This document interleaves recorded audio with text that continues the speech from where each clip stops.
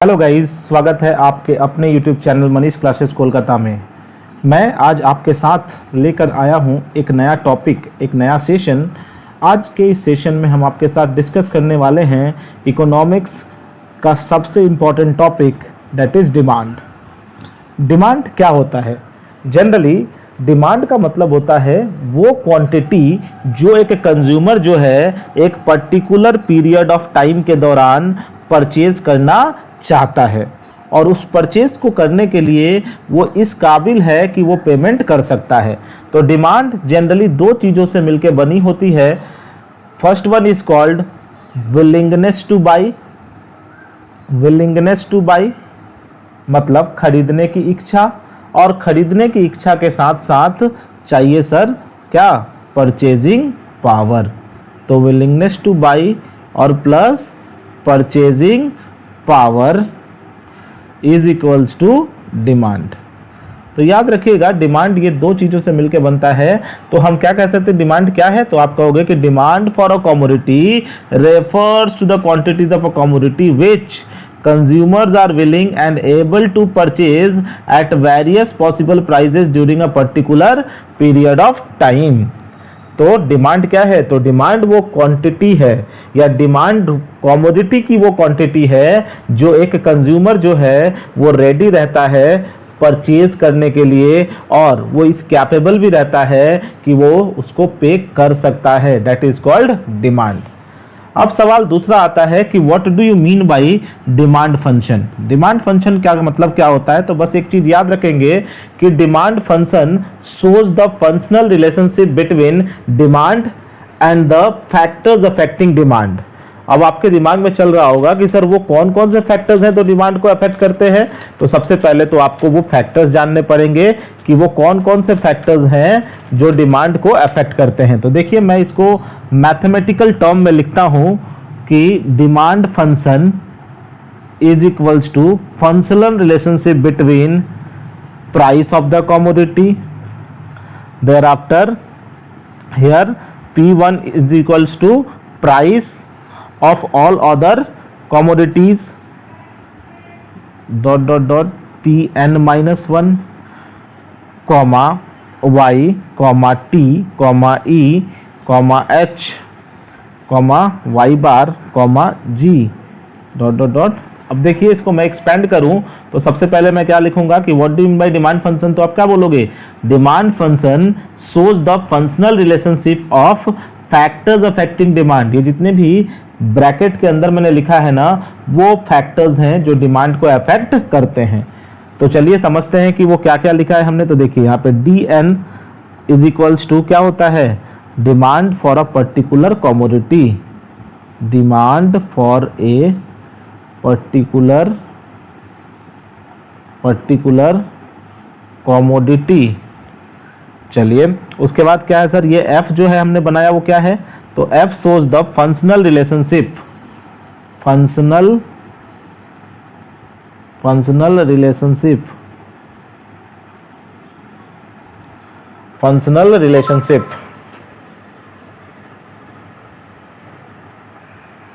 इसके बाद जो तीसरा फैक्टर आता है that is called Pn।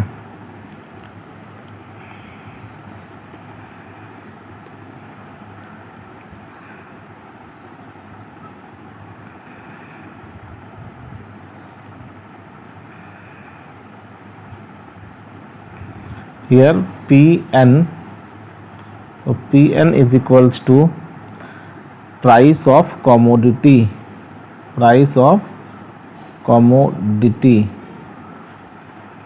thereafter P1 से लेकर के Pn minus 1 is equals to क्या इंडिकेट करता है? the price of all other commodities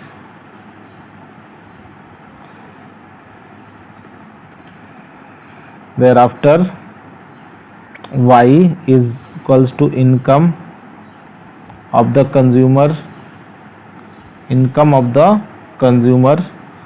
इसके बाद हमने क्या लिखा था यहाँ पे? T is equals to taste and preferences. E is equal to expectation about future prices. Expectation about future prices, and thereafter H is equal to size of the population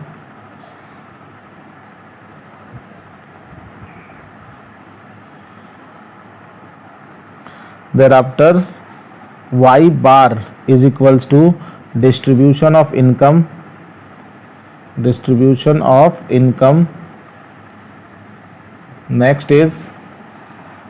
is G stands for government policy तो ये देखिए, ये सारा का सारा जो है वो फैक्टर्स हैं जो कि डिमांड को अफेक्ट करते हैं। तो आपसे कोई पूछे कि ये बताइए कि what do you mean by demand function, तो आप क्या कहोगे? आप सिंपली कहोगे कि डिमांड फंक्शन जो है, demand function shows the functional relationship between demand and the factors affecting demand. ये सारे के सारे जितने भी हमने चीजों को ब्रैकेट के अंदर लिखा है, ये वो फैक्टर्स हैं जो कि डिमांड को अफेक्ट करते हैं। यहाँ पर हमने देखिए कि पीएन क्या इंडिकेट करता है? पीएन इंडिकेट करता है price of a particular commodity. Second P1 से लेके Pn-1 क्या इंडिकेट करता है? It indicates the price of other commodity. Y income of the consumer. T taste and preferences. Thereafter E stands for expectation about future prices. H for size of the population. Y bar that means distribution of income and G means government policy. ये सारे के सारे वो factors हैं तो demand को affect करते हैं। तो demand function generally shows the functional relationship between demand and the factors affecting demand और उसके वेरियस डिटरमिनेंट्स को शो करता है कौन? तो डिमांड फंक्शन। नेक्स्ट टॉपिक पे आते हैं, that is law of demand. सबसे इंपॉर्टेंट टॉपिक है लॉ ऑफ डिमांड। तो सबसे पहला लॉ ऑफ डिमांड क्या कहता है? तो आप क्या कहोगे कि लॉ ऑफ डिमांड जो है वो ये कहता है कि whenever other factors remains constant, सारे के फैक्टर्स मतलब कौन से? जो फैक्टर्स हमने अभी पढ़े, वो फैक्टर्स जो डिमांड को अफेक्ट करते हैं, वो सारे के सारे फैक्टर्स जो है वो कांस्टेंट रहेंगे। सिर्फ दो चीज़ों में चेंज होगा। जब भी किसी चीज़ का प्राइस जो है वो बढ़ेगा, मार्केट में उसका डिमांड जो है वो कम हो जाएगा, और ठीक इसी तरीके से वाइस वर्सा चलेगा। जिस चीज़ का मार्केट में प्राइस कम हो जाएगा, उस चीज़ का मार्केट में डिमांड बढ़ जाएगा। और जितने भी फैक्टर्स हैं, प्राइस को छोड़ करके जितने भी फैक्टर्स हैं जो डिमांड को अफेक्ट करते हैं, वो कांस्टेंट रहेंगे। अदर जितने भी फैक्टर्स हैं वो कांस्टेंट रहेंगे। ठीक है, ये याद रखेंगे। तो लॉ ऑफ डिमांड क्या बताता है? आप क्या कहोगे कि law of demand states that whenever there is an increase in the price of the commodity, the demand for that particular commodity gets decreases and vice versa. ठीक है, तो इसके कुछ एजम्पशंस हैं, मतलब कि कुछ ऐसी चीजें हैं जहां पे लॉ ऑफ डिमांड काम नहीं करता। वो कौन से एजम्पशन है? तो देखिए, सबसे पहला है तो चलिए हम एजम्पशंस पे आ चुके हैं कि वो कौन कौन से चीज़ों के हैं जिसको हम एज्यूम करते हैं, क्योंकि एक लॉ है और लॉ में हम हमेशा चीज़ों को एज्यूम करते हैं। तो सबसे पहला है there is no change in taste and preferences and habit of the consumer. Consumer के टेस्ट में, प्रेफरेंसेस में, हैबिट में चेंज नहीं होना चाहिए। कंज्यूमर का इनकम कांस्टेंट होना चाहिए। Price of other related goods should not change. There should be no close substitute of the commodity and the commodity should not confirm any distinction. The demand of the commodity should be continuous, मतलब ऐसा नहीं होना चाहिए कि जिसमें break होना चाहिए। Demand जो है वो कंटिन्यू रहना चाहिए लंबे टाइम तक। And people should not expect any change in the price of the commodity demanded. तो ये वो सारे के सारे फैक्टर्स हैं जिन्हें हम को एज्यूम करना पड़ता है लॉ ऑफ डिमांड को करने से पहले। कुछ लॉ ऑफ डिमांड के कुछ एक्सेप्शंस भी हैं, मतलब इन चीज़ों के ऊपर लॉ ऑफ डिमांड लागू नहीं होता। कैसे? तो कौन सा प्रोडक्ट है सबसे पहला? तो देखो, गिवन गुड्स। तो गिवन गुड्स जनरली क्या होते हैं? तो गिवन गुड्स का डेफिनेशन बहुत सारे बुक्स में बहुत तरह का डेफिनेशन दिया गया है, लेकिन आपको जो है डेफिनेशन जो है गिवन गुड्स का वो बहुत सिंपल में याद रखना है। बहुत लोग कंफ्यूज हो जाते हैं गिवन गुड्स और इन्फीरियर गुड्स में। तो जनरली जो है हम ऐसे कह सकते हैं कि सारे के सारे गिवन गुड्स जो है ना, गिवन गुड्स सबसे पहले तो यहाँ से एक आता है, आप उसे याद कर लें कि गिवन गुड्स जो है वो किसके नाम पे पड़ा था। तो इन व्यक्ति हैं जिनका नाम है सर रॉबर्ट, इकोनॉमिस्ट है जनरली, सर रॉबर्ट गिफेन के नाम से। इन्हीं के नाम से इन्होंने अपने गुड्स को फाउंड किया था और इन्होंने इसका नामकरण किया था, इसलिए इस गुड्स का नाम इन्हीं के सरनेम के ऊपर रखा गया था। तो जनरली गिफेन गुड्स क्या होता है, तो आप क्या कहोगे, Giffen goods are those inferior quality of goods on which the consumer spends a large part of his income and the demand for which falls with a fall in their price. मतलब इनका demand यदि कम होगा, इनका price यदि घटेगा तो इनका demand भी मार्केट में कम होगा। यहाँ पे लॉ ऑफ डिमांड लागू नहीं होता। दूसरा, लॉ ऑफ डिमांड कहाँ लागू नहीं होता, क्या एक्सेप्शन है, आर्टिकल्स ऑफ स्नो अपील या आर्टिकल्स ऑफ डिस्टिंक्शन भी बोल सकते हैं आप इसको। मतलब वो आर्टिकल्स जो देख दिखावे के लिए ली जाती हैं, उसे वहां पर हम लॉ ऑफ डिमांड अप्लाई नहीं हो सकता। क्यों? क्योंकि वहां पे जितना ज़्यादा प्राइस होता है, जहां जितना ज़्यादा वहां पे प्राइस होता है, चीज़ों का डिमांड उतना ज़्यादा होता है।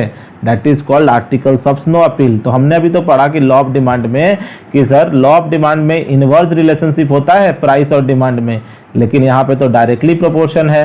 तो डायरेक्टली प्रोपोर्शन है, इसका मतलब कि वहाँ पे लॉ ऑफ डिमांड काम नहीं कर रहा। दूसरा है एक्सपेक्टेशन अबाउट फ्यूचर प्राइसेस। यदि कंज्यूमर को थोड़ी सी भनक लग जाती है कि आने वाले टाइम में किसी भी चीज के अंदर कोई भी प्राइस या तो बढ़ने वाला है या तो घटने वाला है, तो वो डिमांड को अफेक्ट करता है। फॉर एग्जांपल मान के चलिए कि कंज्यूमर को लग रहा है कि आने वाले टाइम में किसी चीज का प्राइस जो है वो क्या हो सकता है, बढ़ सकता है, तो अचानक से आज ही उसका डिमांड क्या हो जाएगा, बढ़ जाएगा। यदि कंज्यूमर को लगता है कि आने वाले टाइम में किसी चीज का प्राइस कम हो सकता है, तो मार्केट में डिमांड क्या हो जाएगा, उसका कम हो जाएगा। तो इस तरीके से एक्सपेक्टेशन अबाउट फ्यूचर प्राइसेस जो है वो एक एक्सेप्शंस है, क्योंकि यहाँ पे डायरेक्टली प्रोपोर्शन। इमरजेंसी के टाइम पे आपने देखा होगा कि इमरजेंसी के टाइम पे लॉ ऑफ डिमांड काम नहीं करता। क्यों? क्योंकि इमरजेंसी के टाइम में भले ही चीज़ों की दाम कितनी ही क्यों ना हो, मार्केट में उनका डिमांड जो है वो कंस्टेंटली बना हुआ रहता है। That is expectation change in the price. ये तो हो चुका है ऑलरेडी, ये पॉइंट हो चुका है। नेक्स्ट है कॉम्प्लीमेंट्री गुड्स, वो गुड्स जो एक दूसरे के ऊपर डिपेंडेंट होता है। That is complementary goods are those goods which are incomplete without one another. Complementary goods वो गुड्स होते हैं जो कि एक दूसरे के बिना क्या होते हैं, इनकम्प्लीट होते हैं। तो जनरली कॉम्प्लीमेंट्री गुड्स जो है, आप याद रखिएगा कि यहाँ पे भी लॉ ऑफ डिमांड काम नहीं करता। क्यों? क्योंकि मान लीजिए कि कार का डिमांड मार्केट में बढ़ रहा है, तो ऑटोमेटिकली भले ही पेट्रोल कितना का भी बिके, उसका मार्केट में डिमांड बढ़ेगा। ठीक उसी तरीके से यदि मार्केट में गाड़ियों का डिमांड कम हो रहा है, तो तेल का भले ही प्राइस कितना हो, तेल का मार्केट में डिमांड भी कम हो जाएगा। तो चलिए गाइस, हम लोग पहुंच चुके हैं कहाँ पे, तो इंडिविजुअल डिमांड के टॉपिक पे। तो सवाल ये आता है कि what do you mean by individual demand. तो आप क्या कहोगे, इंडिविजुअल डिमांड का मतलब होता है वो कमोडिटी जो एक पर्टिकुलर पीरियड ऑफ टाइम पे एक कंज्यूमर मार्केट में जो डिमांड क्रिएट करता है, that is called individual demand. Suppose कीजिए मैंने एक शेड्यूल बनाया है यहाँ पर कि मान लेते हैं कि ये शेड्यूल जो है वो मिस्टर ए का है, और मिस्टर ए जो है इन प्राइसों के ऊपर ये कमोडिटीज़ परचेज करते हैं। सपोज कीजिए जब प्राइस 100 रुपीज़ थी, तो मिस्टर ए जो है वो 1 कमोडिटी परचेज करते थे। जब प्राइस 90 रुपीज़ हुई तो मिस्टर ए ने 2 कमोडिटी परचेज किया। जब प्राइस 80 रुपीज़ हुई तो 4, और जब 70 हुई तो 6। तो आप जैसे जैसे देख रहे हैं कि जिस तरीके से प्राइस जो है वो घट रहा है, उसी तरीके से डिमांड जो है वो बढ़ रहा है। लेकिन ये सिर्फ और सिर्फ एक जने का ही डिमांड को शो किया गया है, तो हम इसे कहेंगे इंडिविजुअल डिमांड। और जब हम डिमांड को एक टेबल में रिप्रेजेंट करते हैं, that is called individual demand schedule. और जब इसी चीज को आप क्या करोगे, जब इसी चीज को आप एक ग्राफ में शो करोगे, तो इसे हम क्या कहते हैं, इसे हम कहते हैं कर्व, इंडिविजुअल डिमांड कर्व। तो चलिए देख लेते हैं इसको। सबसे पहले जो है अपने लोगों के सामने यहाँ पर दिया हुआ है क्वांटिटी डिमांडेड, एंड यहाँ पे है हमारा प्राइस। तो सबसे पहले जो है हमें क्या करना है, सबसे पहले हमें यूनिट्स डिनोट करनी है। एक्स एक्सिस पे हम यूनिट डिनोट करते हैं क्वांटिटी डिमांडेड का। तो 1, 2, 3, 4, 5 एंड 6, और प्राइस जो है वो आपका है 70, देयर आफ्टर 80, देयर आफ्टर 90 और एट लास्ट 100। अब इसको आप जब ग्राफिकल तरीके से शो करोगे तो ये किस तरीके से दिखेगा। तो यहाँ पे आपको दिख रहा है कि 100 कमोडिटी के ऊपर प्राइस जब 100 रुपीज़ था तो मार्केट में डिमांड कितना था, 1 कमोडिटी। तो देखिए ये यहाँ पर है। तो सबसे पहले आप इसको यहाँ पे ले जा करके ये जोड़ दोगे। नेक्स्ट जो है वो 90 रुपीज़ के ऊपर 2 कमोडिटी था, तो ये रहा 90 और ये रहा 2। थर्ड देखते हैं, देखिए 80 पे 2, तो ये रहा 80, सॉरी 80 पे 4 था, तो ये रहा 80 पे 4। देयर आफ्टर 70 पे 6, तो ये रहा 70 और ये रहा 6। जब आप इन सारे के सारे पॉइंट्स को आप जोड़ दोगे तो ये आपको ग्राफ दिख जाएगा। That will be called individual demand curve. इसे कहते हैं हम इंडिविजुअल डिमांड कर्व।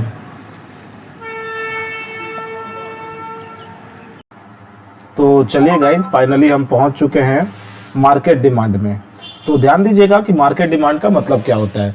तो सबसे पहले तो आपको ये जानना होगा कि मार्केट डिमांड का मतलब होता है वो total quantity demanded by all the individuals available in the market during a particular period of time। मतलब कि मार्केट डिमांड वो टोटल क्वांटिटी होती है किसी भी कमोडिटी की जिसमें हाउस होल्ड के सारे सेक्टर्स, मतलब कि जहां पर मोर देन 1 इंडिविजुअल्स मार्केट में जो डिमांड करते हैं, that will be called market demand. अब जब हम मार्केट डिमांड को एक शेड्यूल में शो करते हैं तो इसको हम कहते हैं मार्केट डिमांड शेड्यूल। क्या कहते हैं, मार्केट डिमांड शेड्यूल। जैसे देखिए यहाँ पे एक शेड्यूल है जिसमें प्राइस और क्वांटिटी डिमांडेड बाय ए और क्वांटिटी डिमांडेड बाय बी दोनों का इंडिविजुअल डिमांड दिखाया गया है, और जब दोनों के डिमांड को हम ऐड कर दे रहे हैं तो वो बन जा रहा है मार्केट डिमांड। इसमें से सबसे पहले देखिए कि जब प्राइस 100 था तो मार्केट में ए जो है वो 1 क्वांटिटी डिमांड करता था, बी जो है 2, 90 रुपए में ए 2 और बी 3, 80 रुपए में ए 4 और बी 5, और 70 रुपए में ए 6 कमोडिटी डिमांड कर रहा था जबकि बी 7 कमोडिटी। और जब इन दोनों की कमोडिटी को जोड़ रहे थे तो हमारा बन रहा था मार्केट डिमांड। और जब हम इसको टेबल में शो कर रहे हैं तो इसको बोलते हैं मार्केट डिमांड शेड्यूल, और जब हम इसको ग्राफ में रिप्रेजेंट करेंगे तो इसे कहेंगे हम मार्केट डिमांड कर्व। जैसे ये क्वांटिटी डिमांडेड है और ये प्राइस है, तो हम ये नहीं बनाएंगे, ए और बी का नहीं बनाएंगे, क्योंकि ए और बी का बनाएंगे तो वो तो इंडिविजुअल डिमांड हो जाएगा। हमें बनाना है मार्केट डिमांड, ठीक है। तो इसमें सबसे पहला क्या है, देखो सबसे पहला जब प्राइस 100 रुपए था तो यहाँ पे हम लिख लेते हैं मार्केट डिमांड 1, फिर यहाँ पे लिख लेते हैं 2, फिर यहाँ लिख लेते हैं 3, फिर यहाँ लिख लेते हैं 4 और यहाँ पे लिख लेते हैं 5, यहाँ पे लिख लेते हैं 6 और यहाँ पे लिख लेते हैं 7। अब देखो मार्केट डिमांड कितना था यहाँ पे, तो 2-2 करके ले लेते हैं, 2, 4, 6, 8, 10, 12, 14। अब ध्यान देंगे आप तो इस चीज़ को, यदि आप ध्यान से देख रहे होंगे तो एक बात समझ में आई होगी। क्या समझ में आया होगा, देखिए जब 100 रुपये था तो 3 था, यानी कि 100 पे 3 था। तो थोड़ा सा ना हम लोगों ने प्राइसिंग गलत ले लिया है, इसको आप सुधार लीजिए। प्राइस को सुधारते हैं, प्राइस को सही तरीके से लेते हैं। 70 था, 80 था, 90 था और ये 100 है, ठीक है। तो मान के चलते हैं कि जब 100 रुपये था तो मार्केट में डिमांड 3 था, तो 100 पे 3 यानी ये आ जाएगा यहाँ पे 100। ये देखिए ये हो जाएगा, ये 3 पे आ जाएगा।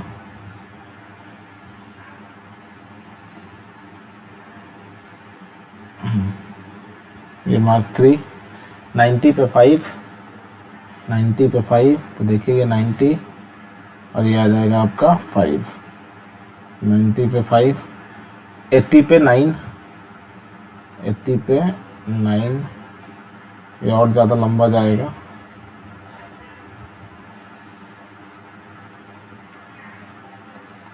9, उसके बाद 70 पे 13, 70 पे ये हो जाएगा आपका 13। अब आप जब इसको ग्राफ जब बना रहे होंगे ना, तो ये कुछ इस तरीके से बन के आएगा, और इसी को बोलते हैं हम डिमांड शेड्यूल। तो बस एक चीज़ याद रखेंगे कि जैसे ये ऊपर में हमने बनाया था मार्केट डिमांड, जहाँ पे हम सिर्फ एक इंडिविजुअल का डिमांड को दिखा रहे थे, और मार्केट डिमांड में हम जितने भी मार्केट में कंज्यूमर्स होते हैं उनके डिमांड को शो करते हैं, उसे हम बोलते हैं मार्केट डिमांड शेड्यूल और market demand curve.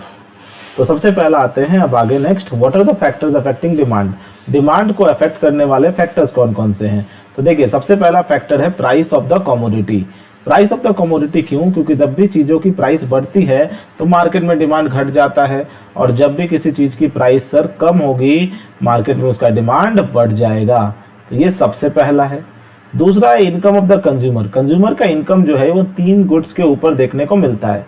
Normal goods के ऊपर क्या इम्प्लीकेशन होता है? देखिए, नॉर्मल गुड्स में होता यह है कि जब चीज़ों का प्राइस जो है क्या होगा सर, बढ़ेगा। नॉर्मल में क्या होता है, जब कंज्यूमर का इनकम जो है बढ़ेगा तो वो नॉर्मल गुड्स की कंजम्पशन को भी बढ़ा देगा, क्योंकि हम जानते हैं कि नॉर्मल गुड्स वो गुड्स होते हैं जिनका कंजम्पशन जो है वो कंज्यूमर अपने इनकम को बढ़ाने के साथ बढ़ा देता है।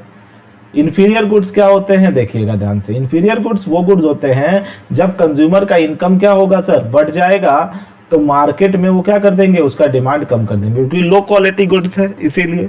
और तीसरा जो है इनएक्सपेंसिव नेसेसिटीज में कंज्यूमर का भले ही क्या हो, इनकम बढ़े, लेकिन उसका डिमांड के ऊपर कोई इफेक्ट नहीं पड़ेगा।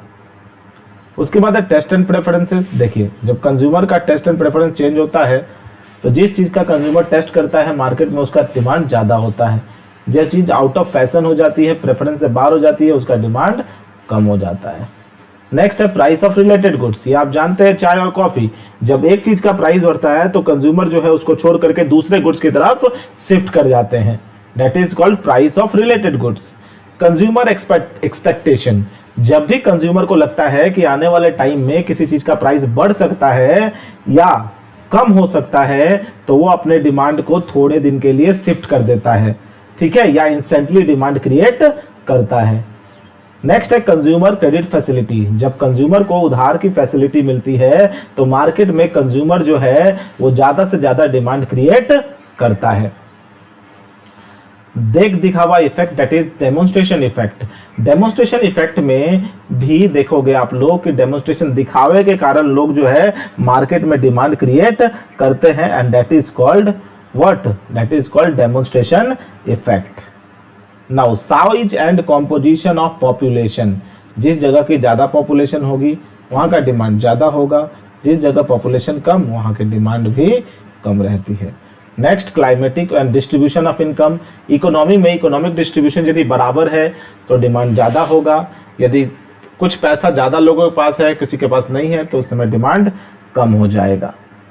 क्लाइमेटिक फैक्टर्स क्या हैं? तो आप क्या कहोगे सर, क्लाइमेटिक फैक्टर्स जो है आप देखोगे कि क्लाइमेट के कारण जो है वो किसी जगह, जैसे ठंड में, ठीक है ना, वेदर एंड सीजन के कारण भी ठंड में गर्म चीज़ों का डिमांड बढ़ जाता है और गर्मियों में ठंडी चीज़ों का डिमांड बढ़ जाता है। अब देखिए, गवर्नमेंट पॉलिसी भी डिमांड को अफेक्ट करती है। कैसे? यदि गवर्नमेंट सब्सिडी दे रही है तो सामान बनाने में पैसा कम लगेगा तो प्राइस भी कम होगा, प्रोडक्ट्स का प्राइस कम होगा तो मार्केट में उसका डिमांड ज़्यादा होगा। अब चलते हैं नेक्स्ट टॉपिक की तरफ, that is change in quantity demanded या मूवमेंट अलोंग डिमांड कर्व। तो देखिए, मूवमेंट अलोंग डिमांड कर्व को पढ़ने का सबसे इजीएस्ट तरीका है कि आप इसको पहले तो समझिए कि ये है क्या। तो सबसे पहले आप क्या करेंगे, आप एक एक्स एक्सिस और एक वाई एक्सिस लेंगे। आप एक एक्स एक्सिस लीजिए और एक वाई एक्सिस लीजिए।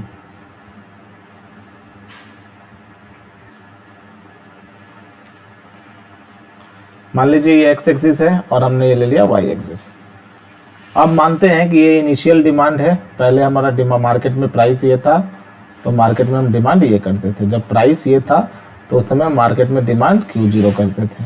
अब अचानक से प्राइस जो है वो क्या हो गया, अचानक से मान लेते हैं कि प्राइस को बढ़ा दिया गया, ठीक है। अब प्राइस बढ़ने के कारण जो है, अब प्राइस बढ़ गई तो प्राइस बढ़ेगी तो डिमांड क्या हो जाएगा सर, कम हो जाएगा। तो मान के चलते हैं कि प्राइस बढ़ के P1 हो गया तो मार्केट में डिमांड Q1 हो गया। ठीक है, ये जो पॉइंट था इसका नाम हमने ए दे रखा है, और ये जो पॉइंट है अब ये जो हमने ड्रॉ किया है इसका नाम हम दे देते हैं बी। ठीक इसी तरीके से एक और पॉइंट ड्रॉ करते हैं जहाँ पे हम लेंगे P3। अब मान लेते हैं कि प्राइस कम हो गया, तो प्राइस कम हो जाएगा तो मार्केट में डिमांड क्या हो जाएगा, बढ़ जाएगा। अब इस पॉइंट का हम नाम दे देते हैं C, और यहाँ पे दे देते हैं P2, और यहाँ पे दे देते हैं Q2। अब आप खुद से देखेंगे एक चीज़, यहाँ पर आप बहुत अच्छे तरीके से रियलाइज़ कर पाएंगे कि जो मार्केट में ये जो डिमांड है ना, इस तरीके से जो हमने कर्व बनाया, ठीक है, ये जो डिमांड कर्व बना, आप देखो यहाँ से इस पॉइंट से यहाँ की तरफ जा रहा है तो क्या चेंजेस देखने को मिल रहा है। तो आप देखो जैसे ही प्राइस बढ़ा था मार्केट में डिमांड क्या हो गया था, कम हो गया था। देखो प्राइस बढ़ने के कारण मार्केट में डिमांड कम हो गया, डिमांड कम हुआ तो ये जो डिमांड था, डिमांड कर्व था, वो शिफ्ट नहीं कर रहा है बल्कि ऊपर की तरफ मूव कर रहा है। तो इसके ऊपर की तरफ मूव करने के कारण पहले जो डिमांड OQ0 था अब वो घट करके क्या रह गया, सिर्फ OQ1 रह गया। तो ये जो ऊपर शिफ्ट कर रहा है इसी को हम कहते हैं अपवर्ड मूवमेंट ऑफ डिमांड, और इसी को कहा जाता है कॉन्ट्रैक्शन इन डिमांड। ठीक है, कॉन्ट्रैक्शन इन डिमांड मतलब कि डिमांड कॉन्ट्रैक्ट हो गया, कम हो गया। ठीक, इसकी दूसरी तरफ समझते हैं, इसके दूसरे एस्पेक्ट को भी समझते हैं। इसका दूसरा एस्पेक्ट है सर, देखिए प्राइस कम हुआ तो प्राइस कम होने के कारण क्वांटिटी क्या हो गया, बढ़ गया। क्वांटिटी बढ़ा तो आप देखो ये ए जो है वो शिफ्ट होकर के नीचे की तरफ आया, डेट इज डाउनवर्ड मूवमेंट। क्या हुआ, डाउनवर्ड मूवमेंट ऑफ क्या, डिमांड। अब ये जो डाउनवर्ड मूवमेंट ऑफ डिमांड हुआ इसके कारण पहले जो डिमांड OQ0 था अब वो बढ़ के OQ2 हो गया। ये OQ क्या हो गया, 2 हो गया, इतना बड़ा डिमांड बढ़ गया। तो इसी को हम बोलते हैं एक्सपेंशन इन डिमांड। क्या बोलते हैं, एक्सपेंशन इन डिमांड। और ये सारा का सारा एक्सपेंशन या कॉन्ट्रैक्शन हो किस लिए रहा था, तो एक्सपेंशन या कॉन्ट्रैक्शन या फिर मूवमेंट अलोंग डिमांड कर्व जो है वो सिर्फ और सिर्फ चेंज इन प्राइस के कारण हो रहा था। क्यों, क्योंकि देखिए प्राइस बढ़ा तो डिमांड कम हो गया, और प्राइस कम हुआ तो डिमांड बढ़ गया। तो इसके पीछे, मूवमेंट के पीछे मेनली जो वो होता है आपका क्या, तो प्राइस। इसके बाद इस चैप्टर के आखिरी टॉपिक पे चलते हैं। इस चैप्टर का आखिरी टॉपिक है शिफ्ट ऑफ डिमांड। बहुत इंपॉर्टेंट टॉपिक जो एग्जाम के पॉइंट ऑफ व्यू से सवाल पूछे जाते हैं यहां से। देखिए, तो सबसे पहला जो टॉपिक है यहाँ पे हम लोग को देखने लायक वो यही है। अभी आपने पढ़ा कि सर जो मार्केट में जो क्या होता है, जो मूवमेंट होता है वो किसके कारण होता है। तो अभी आपने देखा कि मार्केट में जो मूवमेंट होता है वो होता है पर्टिकुलरली किसके कारण, वो होता है हमारे प्राइस के कारण। लेकिन शिफ्ट जो होता है, शिफ्ट का जो मेनली रीजन है वो प्राइस नहीं बल्कि अदर फैक्टर्स है, प्राइस को छोड़ के। हमने पढ़ा था ना फैक्टर्स अफेक्टिंग डिमांड, तो उस फैक्टर्स में प्राइस को छोड़ के जितने भी अदर फैक्टर्स हैं वो सारे के सारे रिस्पॉन्सिबल होंगे किसके में, तो वो सारे के सारे रिस्पॉन्सिबल होंगे शिफ्ट इन डिमांड में। तो देखिए हमारा हमने लिया है वाई एक्सिस। जरा हमारा पेन डिस्टर्ब कर रहा है, 1 मिनट रुकिए।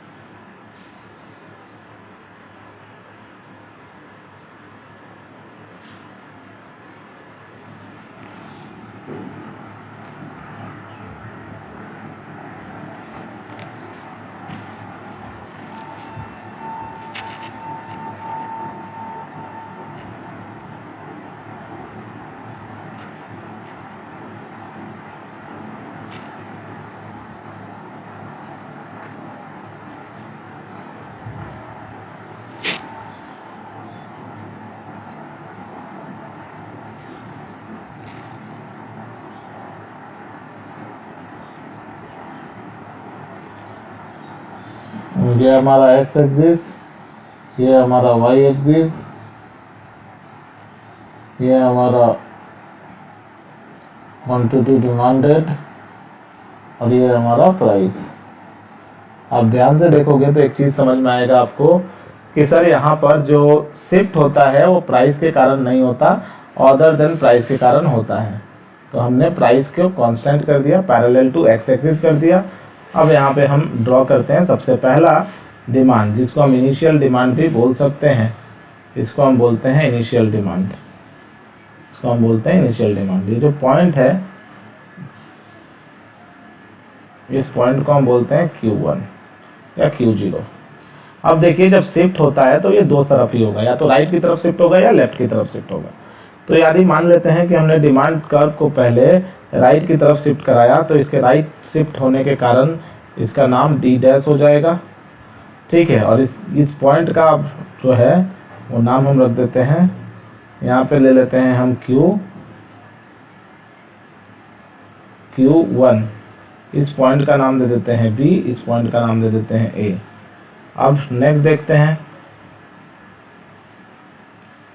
अब देखिए यहाँ पर आप कि ये जो है ना वो लेफ्ट की तरफ आ रहा है, तब जब ये लेफ्ट की तरफ आएगा तो ये जो पॉइंट है ना, अब ये इसका नाम हम दे देते हैं Q2 और इसका नाम दे देते हैं C। अब आप देखिएगा सर ये ओके, ये क्या था, ये O था। अब देखिए इनिशियल जो डिमांड था वो OQ0 था, है ना, OQ0 था। अब जब ये शिफ्ट होकर राइट में गया, जब ये पॉइंट शिफ्ट होकर के A से राइट की तरफ शिफ्ट किया, तो उसके कारण डिमांड आपका बढ़ के OQ1 हो गया। तो जब आपका डिमांड कर्व राइट की तरफ शिफ्ट होता है तो इसको हम बोलते हैं rightward shift in demand curve, या फिर इसी को कहा जाता है इंक्रीज इन डिमांड। क्या कहते हैं हम, इंक्रीज इन डिमांड। जबकि दूसरी तरफ जो है, जब ये लेफ्ट की तरफ शिफ्ट होता है तो इसको बोलते हैं हम लेफ्टवर्ड शिफ्ट, या इसको ही हम कहते हैं डिक्रीज इन डिमांड। क्या कहते हैं साहब, डिक्रीज इन डिमांड। क्या कहते हैं, डिक्रीज इन डिमांड। और ये होते कौन से कारण से हैं, तो इसके पीछे वो सारे के सारे रीजंस है प्राइस को छोड़ करके। जो हमने डिमांड फंक्शन में पढ़ा था ना कि demand function shows the functional relationship between demand and the factors affecting demand.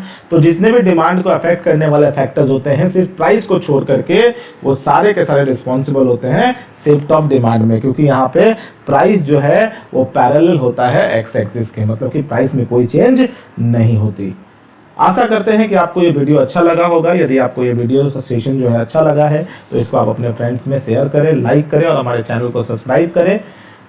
यदि किसी तरह का कोई डाउट रहता है तो आप कमेंट कीजिए, हम उस डाउट को रिजॉल्व करने के लिए पूरी कोशिश करेंगे।